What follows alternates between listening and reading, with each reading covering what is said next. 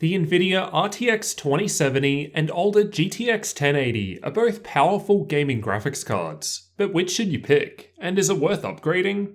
In this video, we'll check out a heap of game benchmarks at 4K, 1440p, and 1080p to help you see the performance difference between them.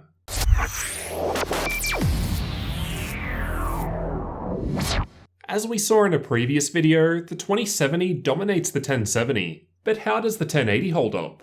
Let's quickly take a look at how the 2070 and 1080 actually differ in terms of specs. Note that things like clock speed and power will vary between specific cards. These are just the reference specs for each model. The RTX 2070 is based on Nvidia's newer Turing architecture. However, the Pascal-based GTX 1080 does have more CUDA cores and higher base and boost clock speeds. Both cards also have 8GB of memory. However, the 1080 uses GDDR5X, while the 2070 uses GDDR6. For the testing, I'm using the MSI RTX 2070 Gaming Z and the EVGA GTX 1080 for the Win 2, both of which come overclocked out of the box, so expect slightly different results with different models. The system that I'm testing with has an AMD Ryzen 2700X CPU in an MSI X470 Gaming Pro Carbon motherboard running at stock speeds, along with 16GB of T-Force Nighthawk CL16 memory from Team Group running at DDR4 3200 in dual channel. Check the links in the description for details on all of the components, as well as for up-to-date pricing. The same Windows version and Nvidia drivers were used for the testing, and with all games I've only tested at max settings. As for most titles, these should be more GPU bound, and help us see the differences. So with that in mind, let's get into the results. Fortnite was tested with the same replay file at epic settings, and there wasn't that big of a practical difference between the 2070 and 1080 here. For instance, they both played perfectly fine at 1440p with epic settings no problems. With the 1080p resolution, the RTX 2070 was getting average frame rates 11% higher than the 1080, and very similar results at 1440p and 4K. Overwatch was tested in the practice range, as this lets me easily reproduce the same test run, and I was seeing massive differences with this game. Out of all of the games tested, it was by far getting the biggest performance boost with the RTX 2070 graphics, with the 1% lows from the 2070 beating the averages from the 1080 at all resolutions. At 1080p, the 2070 was getting 42% better average FPS than the 1080, 46% better at 1440p, and 42% better at 4K. Battlefield 5 was tested in campaign mode rather than multiplayer, as it's easier to consistently reproduce the test run. The 1% low results were very close together in this game, and the average frame rates from the 2070 weren't too far ahead either. 12% better at 1080p and 1440p, and then 14% better at 4K when compared with the GTX 1080, and we'll try out ray tracing a bit later. CSGO was tested with the Untitled benchmark, and there was less of a difference between the 1080 and 2070 in this game. Interestingly, the 1080 was actually performing better in terms of 1% low performance at 1440p and 1080p, with better frame times. With the 1080p resolution, the 2070 was just 3% ahead of the 1080 in terms of average frame rate, then 6% better at 1440p, and 9% better at 4K. Rainbow Six Siege was tested with the built-in benchmark, and even at ultra settings, both graphics options are still giving us very good frame rates. This game saw the second highest improvement behind Overwatch out of all of the games tested with the 2070, and at 1080p, the 2070 was getting 19% better average frame rates, 24% better at 1440p, and 28% better at 4K.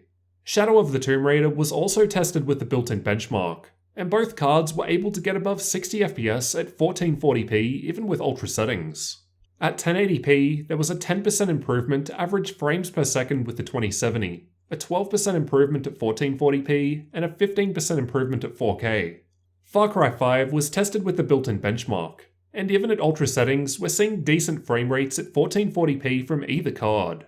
At 1080p, the 2070 was just 4% better than the 1080 in terms of average FPS, 10% better at 1440p, and 11% better at 4K.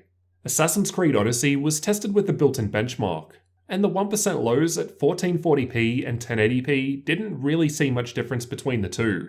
The average frame rate saw the 2070 give us an 8% improvement over the 1080 at 1080p, just a 2% improvement at 1440p, and then a 16% boost at 4K. PUBG was tested using the same replay, and both were again able to average above 60 FPS at 1440p even with ultra settings. The 2070 was giving me an average frame rate 8% above the 1080 at 1080p, and then around a 10% improvement at 1440p and 4K. Watch Dogs 2 is a fairly resource-intensive game, but I can play it perfectly fine with a solid 30 FPS. So 4K was actually playable for me with either card, even with ultra settings. There wasn't that much of a difference between the 1% low results. And in terms of average FPS, the 2070 was 7% ahead of the GTX 1080 at 1080p, and then a 5% improvement at both 1440p and 4K. The Witcher 3 was tested with Hairworks disabled, but ultra settings are still pretty intensive compared to other settings in this game.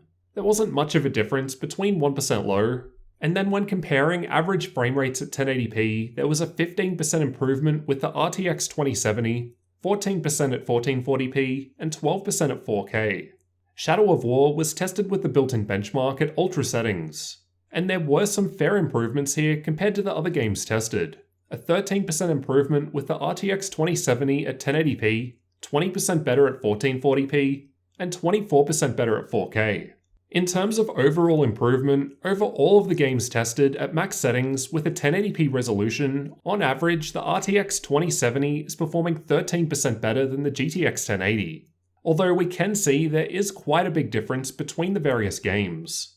At 1440p, on average over the same games, the 2070 was now performing just under 15% better than the GTX 1080 in these same titles. But again, it really varies depending on the specific game. On average, we expect the performance gap to widen at higher resolutions, because higher resolutions are more GPU bound. At 4K, the 2070 was now on average just under 17% better than the 1080 in these games. But again, this really varies based on the specific game. And we're seeing the biggest difference here, as 4K gaming is much less CPU dependent. The 20 series does of course also have the option of playing games with ray tracing on. And here are the frame rates we're looking at with the 2070 with and without it enabled. So there's quite a performance hit by having it enabled. You'll only really be able to play at 1080p and 1440p with lower settings. I haven't tested overclocking here, as results aren't guaranteed and will vary between hardware based on what overclocks you can get. Although as both are pre-overclocked cards, we'll likely only see a small difference of a few FPS. Now for the final difference, the price. I suggest checking updated pricing using the links in the description, as prices will change over time. At the time of recording, the 2070 Gaming Z tested here goes for around $600 US. But there are of course cheaper 2070s available that will only realistically perform a few FPS lower. This model of GTX 1080 on the other hand doesn't appear to be for sale anymore here, but most 1080s seem to be around $500 to $550 new. Though of course, you've also got cheaper second-hand options too, and pricing will vary between region. Based on the performance difference, there's no real reason to upgrade from the 1080 to the 2070. It would make more sense to go to the 2080 or 1080 Ti. If you're picking between them, both seem pretty good for 1080p and 1440p gaming. I wouldn't go for either for 4K. And of course, the 2070 has the option of ray tracing, which in theory will be supported in more games going forward. But that's yet to be seen. So which graphics card would you pick? The older but definitely still capable GTX 1080 or newer RTX 2070? When it comes down to it, both are very capable of providing a good gaming experience. It really comes down to what sort of games you want to play, what resolutions you want to play at, and what frame rates you want to target. Personally, I'd probably go for the 2070 for 1440p gaming, and also have the extra features like ray tracing and DLSS, on the off chance that they actually get good. But if I found a nice second-hand deal on a 1080, then that could make more sense for 1080p or 1440p gaming. Let me know which card you'd pick down in the comments. And don't forget to subscribe for more comparisons and tech videos like this one.